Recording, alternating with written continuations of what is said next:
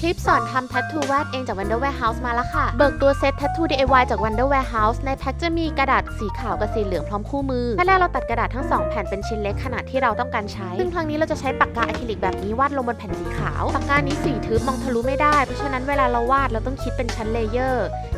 ไหนอยู่บนเราต้องวาดชั้นเลเยอร์นั้นก่อนเช่นหน้ายิ้มเวลาเราติดแทททูบนผิวหน้ายิ้มพวกนี้จะอยู่เลเยอร์บนสุดเพราะฉะนั้นเราต้องวาดหน้ายิ้มพวกนี้ก่อนวาดเสร็จต้องรอให้เลเยอร์นี้แห้งสนิทแล้วค่อยวาดสีอื่นทับนะคะเลเยอร์แรกแห้งแล้วเราค่อยวาดเลเยอร์หลังทับไปบนเลเยอร์แรกได้เลยตรงนี้เราก็เลือกวาดเป็นลายดาวลายหมีตามต้องการได้เลยรอให้แห้งสนิทเสร็จออกมาเป็นแบบนี้จากนั้นเราลอกฟิล์มกาวใสจากแผ่นสีเหลืองติดลงบนแผ่นสีขาวตอนติดใช้บัตรแข็งช่วยรีดไล่ฟองอากาศให้กาวติดแน่นแล้วตัดแทททูเป็นชิ้นเล็กๆต่อมาเรามาติดแทททูบนผิวโดยลอกแผ่นใสข้างหน้าออกและคว่ำแทททูบนผิวในตำแหน่งที่ต้องการมาแปะแจกจนแทททูเปียกชุ่มพอเปียกดีแล้วค่อยๆเลื่อนแผ่นขาวออกมาเป็นแทททูบนผิวน่ารักแบบนี้เลยคู่นี้สามารถโดนน้ำได้ประมาณนึงแล้วจะติดได้ 1-2 วันหวังว่าทุกคนจะชอบกันนะคะ